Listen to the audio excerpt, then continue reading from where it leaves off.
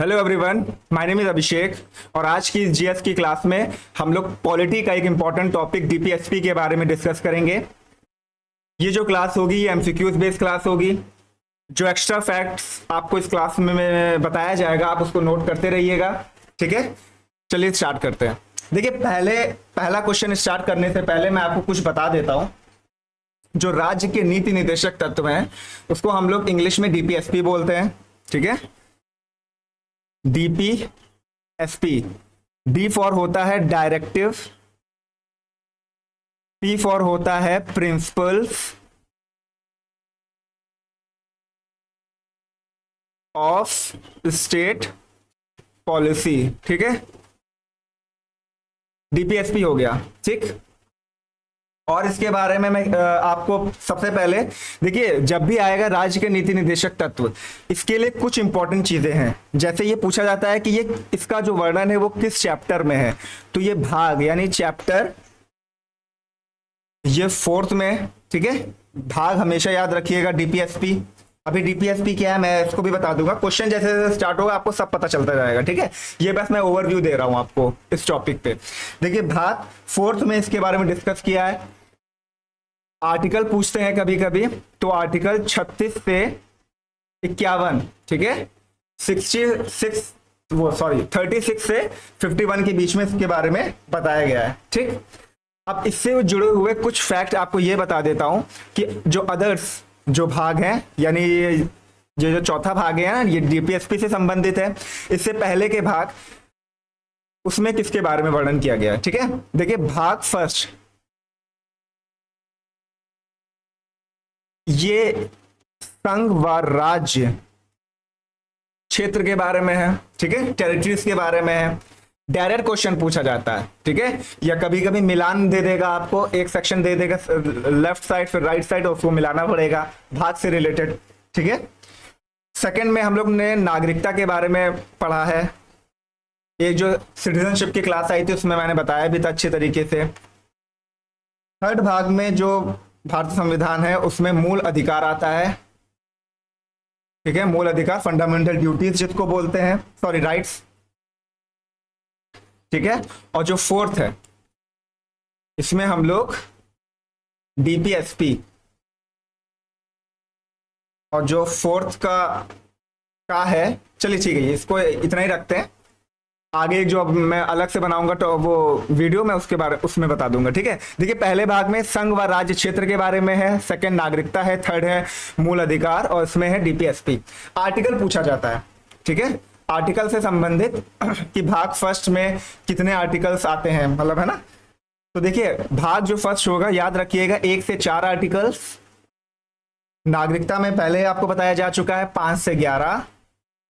मूल अधिकार राइट्स के बारे में है तो ये 12 से 35 और डीपीएसपी 36 से 51, ठीक है। तो ये जरूर से जरूर याद रख लीजिएगा।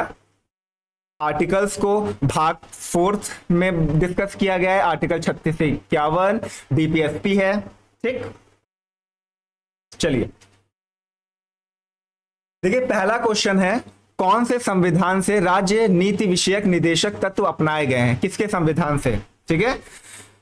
तो ये है इसका राइट आंसर हो जाएगा आयरिश संविधान, या आयरलैंड के संविधान से लिया गया है, ठीक। आप सभी को पता है ना कि हमारा जो भारतीय संविधान है वो कई जो देशों के संविधान से प्रेरित है। उससे कुछ कुछ जो वहां की अच्छाइयां हैं उस संविधान की हम लोगों ने अडॉप्ट किया हुआ है, ठीक है। तो इससे भी क्वेश्चन आता है कि कौन से संविधान से क्या क्या लिया गया है। जैसे आपको कुछ लिखवा दूं मैं, मूल अधिकार की जब हम लोग बात करते हैं, राइट्स की बात करते हैं, तो ये यूएसए के संविधान से प्रेरित है या यूएसए के संविधान से लिया गया है। संवर्ती सूची, जो संवर्ती सूची का विषय है उसके बारे में जो पूरा है ना, ये ऑस्ट्रेलिया के कॉन्स्टिट्यूशन से लिया गया है। इसके बाद संघ व राज्य का जो बीच में जो संबंध आता है, ठीक है। देखिए भारत में एकल नागरिकता चलती है, ठीक है, लेकिन संघ और राज्य आपको मालूम ही है किस तरीके से, वो आगे मैं वीडियो लाऊंगा टॉपिक, वो ये वीडियो नहीं तो बड़ी हो जाएगी, ठीक है। देखिए संघ व राज्य संबंध ये कनाडा के कॉन्स्टिट्यूशन से लिया गया है। संवर्ती सूची विषय ऑस्ट्रेलिया, मूल अधिकार यूएसए। और जब हम लोग आपात के बारे में डिस्कस करते हैं। आपात संबंध यानी इमरजेंसी, ये जर्मनी के संविधान से लिया गया है। ठीक, वहीं डीपीएसपी की जब बात करते हैं हम लोग, डीपीएसपी, तो ये आयरिश संविधान यानी ऑप्शन नंबर सी इसका राइट आंसर हो जाएगा। नेक्स्ट क्वेश्चन है, भारत के संविधान में निदेशक सिद्धांतों के शामिल किए जाने का मुख्य उद्देश्य क्या था? मुख्य उद्देश्य था, यहां पे देखिए डीपीएसपी मैं स्टार्टिंग में बता सकता था, लेकिन क्वेश्चन हम लोग करा रहे हैं उससे आपको पूरा क्लियर होता चला जाएगा। ठीक है, शॉर्ट नोट्स आप कैसे बनाएंगे, देखिए आप ऐसे लिख देंगे डीपीएसपी, मान लीजिए आप हेडिंग डाल रहे हो, ठीक है, डीपीएसपी, उसके बाद बस छोटा सा एक हेडिंग डाल दिए उद्देश्य, बस खत्म, आगे जाके स्टार्ट कर दिए। जितने से ज्यादा आप जो है छोटा बनाएंगे नोट्स, आपको रिवाइज करने में बहुत ही आसानी होगी। ठीक है, इसका राइट आंसर देखिए हो जाएगा सामाजिक आर्थिक लोकतंत्र स्थापित करने के लिए, सामाजिक आर्थिक लोकतंत्र स्थापित करने के लिए डीपीएसपी को जो है इंक्लूड किया गया था भारत के संविधान में। नेक्स्ट क्वेश्चन है, निम्नलिखित में से किसे विशेष बहुमत द्वारा संशोधित किया जा सकता है? विशेष बहुमत द्वारा, याद रखिएगा, विशेष बहुमत द्वारा संशोधित किया जा सकता है किसे? राज्य के नीति निदेशक तत्व यानी डीपीएसपी। ठीक है, जैसे मान लीजिए आप रिवाइज कर रहे हैं ना, तो बीच बीच में फिर से याद कर लिया करिए। चैप्टर किसमें? 4th चैप्टर में डिस्कस किया गया है। आर्टिकल क्या है? 36 से 51। ठीक है, बार बार आप रिवाइज करोगे ना तभी याद हो पाएगा। चलिए नेक्स्ट क्वेश्चन कहता है, कल्याणकारी राज्य संबंधी विचार जिसमें दिए गए हैं, कल्याणकारी राज्य संबंधी विचार जिसमें दिए गए हैं वो क्या है? वो है आपका राज्य के नीति निदेशक तत्व। यहां से भी एक कैसे क्वेश्चन बनेगा, राज्य के नीति निदेशक तत्व से तात्पर्य क्या है, इसका उद्देश्य क्या है, ये क्या कहना चाहता है? तो ये कल्याणकारी राज्य स्थापित करना चाहता है डीपीएसपी। ठीक, ये हो जाएगा ऑप्शन नंबर बी इसका राइट आंसर हो जाएगा। ठीक है, नेक्स्ट क्वेश्चन है, भारतीय संविधान का अनुच्छेद 44 नागरिकों के लिए समान नागरिक संहिता डैश से संबंधित है। इसमें देखिए दो क्वेश्चन आपको ऐसे ही पता चल रहे हैं। आर्टिकल 44 का संबंध किससे है? पहली बात तो हम लोगों को मालूम है समान नागरिक संहिता से। ठीक, एक और चीज अगर आपको नहीं भी याद है तो आपको अगर सिर्फ इतना याद है कि डीपीएसपी हम लोगों ने आर्टिकल 36 से 51 के बीच में मालूम है कि डीपीएसपी से संबंधित है। यहां पर आर्टिकल बात हो रही है 44 का, तो 44 किस में आएगा? राज्य के नीति निर्देश सिद्धांत यानी डीपीएसपी में आएगा। ऐसे भी एक ट्रिक से आप लोग देख सकते हो। ठीक है, चलिए जो लास्ट क्वेश्चन था उसी से संबंधित है। भारत के संविधान का कौन सा अनुच्छेद समान नागरिक संहिता को परिभाषित करता है? आपने पढ़ा हुआ है आर्टिकल 44, और आर्टिकल 44 किसके अंतर्गत आता है? डीपीएसपी। क्यों? क्योंकि आर्टिकल 36 से 51 के बीच में हम लोग पढ़ते हैं डीपीएसपी के बारे में। ठीक है, चलिए यहां पे एक इंपॉर्टेंट आ जाता है आर्टिकल 48(1). ठीक है, क्योंकि अभी पर्यावरण पे जोर दिया जा रहा है। ठीक है, तो ये आप एज इट इज नोट कर लिए, जैसे मैं लिख रहा हूं पर्यावरण संरक्षण और सुधार एवं वन्यजीव सुरक्षा। देखिए आप 36 से लेके 51 तक तो नहीं याद करेंगे ना, कुछ कुछ इंपॉर्टेंट याद करेंगे। जैसे 44वां हो गया, 48 का ए हो गया, और भी जो मैं क्वेश्चन में लेके आया हूं वो आप बस वन लाइनर के तौर पर याद करते हुए चलिएगा, पूरा आप नहीं याद कर सकते हैं आर्टिकल्स। ठीक है, पर्यावरण संरक्षण और सुधार एवं वन्यजीव सुरक्षा का संबंध कौन से आर्टिकल से है? 48A। अब कैसे मैंने बताया था कि कल्याणकारी राज्य की स्थापना है, जब हम लोगों का एनवायरमेंट सही होगा तो राज्य कल्याणकारी होगा ही होगा, है ना? तो आप ऐसे भी देख सकते हो। ये भी पूछ सकता है कि आर्टिकल 48A का संबंध किससे है? तो ये भी आपका डीपीएसपी से है। ठीक है, यानी directive principles of state policy. Next question है, देखिए आ गया वही चीज। भारतीय संविधान का अनुच्छेद 48A पर्यावरण का संरक्षण और सुधार एवं वन और वन्य जीव की सुरक्षा किससे संबंधित है? भारत संविधान का अनुच्छेद 48A मैंने अभी बताया राज्य के नीति निदेशक सिद्धांत से। पर्यावरण ऐसे याद करो आप 1 by 1, मतलब 48A 48A में किसके बारे में है? पर्यावरण से संबंधित है। ठीक है, पर्यावरण से संबंधित, सुधार से संबंधित है। अब आप उसी में आपका वन्य या वन्य जीव की सुरक्षा भी आ जाएगा, है ना? पूरा एक लाइन से याद करना सही भी नहीं रहेगा, क्योंकि आप आंसर राइटिंग तो नहीं कर रहे हो ना? चलिए, भारतीय संविधान का कौन सा अनुच्छेद लोगों के कल्याण को बढ़ावा देने के लिए राज्य को एक सामाजिक व्यवस्था बनाने का निर्देश देता है? तो ये आर्टिकल कौन सा है? ठीक है, इसका हो जाएगा आर्टिकल 38। देखिए, मैं वही आर्टिकल लेके आया हूं जो इंपॉर्टेंट है या जो प्रीवियस ईयर क्वेश्चन में पूछे जा चुके हैं डिफरेंट टाइप के एग्जाम्स में। ठीक है, कैसे? देखिए, यहां पे बात हो रही है भारतीय संविधान का कौन सा अनुच्छेद लोगों के कल्याण को बढ़ावा देने के लिए राज्य को एक सामाजिक व्यवस्था बनाने का निर्देश देता है।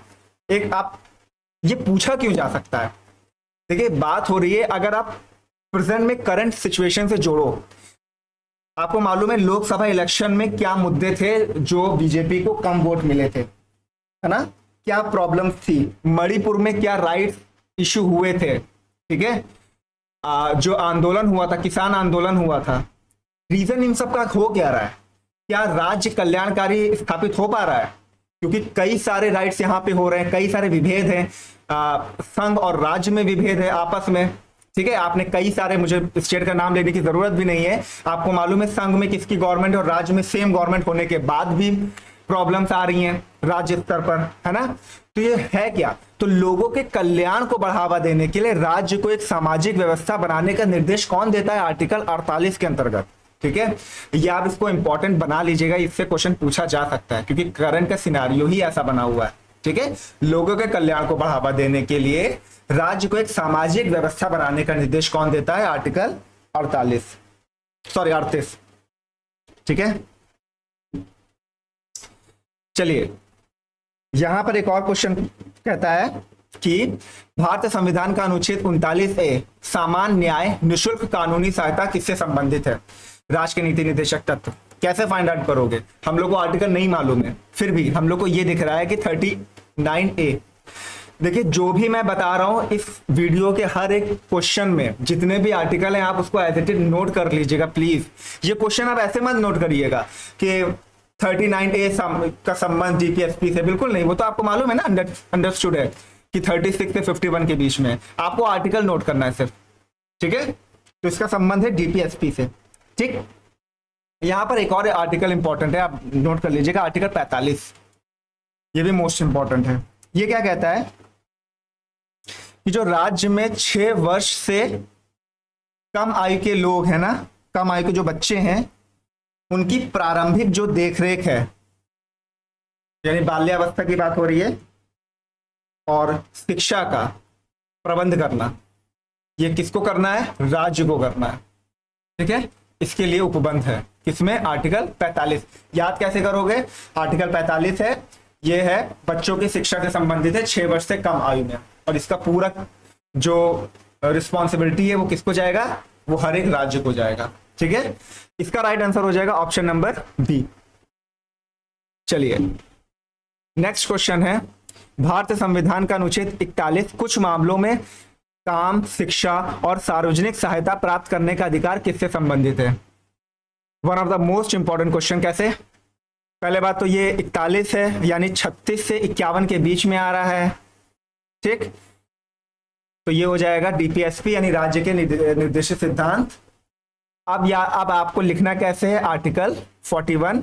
देखिए, लिखना है काम, शिक्षा और सार्वजनिक सहायता, बस खत्म। आपको प्रॉब्लम कहां होगी? आपको ये बोल देगा काम, शिक्षा और सार्वजनिक सहायता प्राप्त करने का अधिकार, अधिकार जोड़ दिया, ये क्या है? और आप लोग को ये मालूम है कि मौलिक अधिकार हम लोगों ने पढ़े हैं, मौलिक अधिकार भी कुछ इसी तरीके के अधिकार हम लोगों ने देखा, और यहां पे भी अधिकार देखा, हम लोग मौलिक अधिकार पे लगा के आ जाएंगे अगर आर्टिकल नहीं दिया होगा तो। ठीक है, तो इसका राइट आंसर हो जाएगा ऑप्शन नंबर बी, राज्य के नीति निर्देशक सिद्धांत। ठीक है, तो आज की क्लास में सिर्फ इतना ही। मैं क्वेश्चन आपको क्या पूछने वाला हूं, और क्वेश्चन पूछने से पहले मैं कुछ इंपॉर्टेंट चीज क्या बता दूं डीपीएसपी के लिए। ठीक है, डीपीएसपी के लिए मैंने ये तो बता दिया, भाग 4 आर्टिकल 36 से 51 जो इंपॉर्टेंट है, एक कल्याणकारी राज्य की स्थापना करना, यह इसका उद्देश्य है। ठीक, पहली चीज काफी क्वेश्चन तो आपको इसी के अंतर्गत ही आ जाएगा, क्योंकि आर्टिकल दे देगा, 41 पूछ लिया, 45 पूछ लिया, आप लगा के आ जाओगे। ठीक, पहली चीज।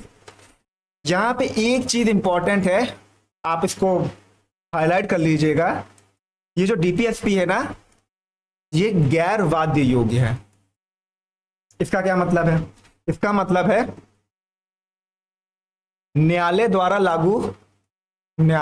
लागू नहीं किया जा सकता। मतलब अगर इसका वायलेशन हो रहा है तो हम लोग न्यायालय नहीं जा सकते। ठीक है, ये गैर वाद्य योग्य है, न्यायालय द्वारा लागू नहीं किया जा सकता इसको। ठीक, उद्देश्य कभी कभी पूछेगा, आपको मालूम है कल्याणकारी राज्य की स्थापना करना, और वो होगा कैसे? जब सामाजिक और आर्थिक कल्याण होगा। ठीक है, या ये बोले सामाजिक और आर्थिक कल्याण करने के लिए डीपीएसपी को इंक्लूड किया गया था। एक और चीज, दूसरा है सरकार द्वारा जब लागू होगा, ये सरकार द्वारा लागू होगा, पहली बात तो ये। ठीक है, सरकार द्वारा लागू होता है। ठीक है, अब जैसे स्टेट में मालूम है, स्टेट की जिसकी गवर्नमेंट होगी उसकी रिस्पॉन्सिबिलिटी होगी, मैंने प्रीवियस क्वेश्चन में भी बताया ना, सेकंड लास्ट क्वेश्चन था आई थिंक। तो ये सरकार द्वारा ही लागू होता है, अनलाइक मौलिक कर्तव्य। ठीक है, या मौलिक अधिकार। ठीक है, वो आपको मालूम है वाद्य योग भी होता है न्यायालय में। ठीक है, मौलिक अधिकार की जब हम लोग बात करते हैं, राइट से हम लोगों का, तो सरकार द्वारा लागू होता है राज्य में। ठीक, तो ये हो गया डीपीएसपी से रिलेटेड। आप इतनी चीज याद कर लीजिएगा, और जो शॉर्ट नोट्स मैंने मतलब जो मैंने क्वेश्चन बताया उसको शॉर्ट नोट्स के फॉर्म में याद कर लीजिएगा। ठीक है, अब एक क्वेश्चन मैं बोल रहा हूं, मौलिक कर्तव्य, इसका वर्णन कौन से भाग में है? ये किस भाग से संबंधित है और किस देश के संविधान से लिया गया है? देश का संविधान, किस देश के संविधान से लिया गया है? ठीक है, तो कमेंट सेक्शन में जरूर बताइएगा। ठीक है, और जो सही होगा मैं उसमें हार्ट दे दूंगा, कमेंट कर दूंगा, तो आपको पता चल जाएगा कि कौन सा सही है। ठीक है, तो आज की वीडियो में सिर्फ इतना ही। होप आपको वीडियो पसंद आई होगी। छोटी वीडियो थी क्योंकि छोटा टॉपिक था, इतना कोई लेंथी टॉपिक नहीं था।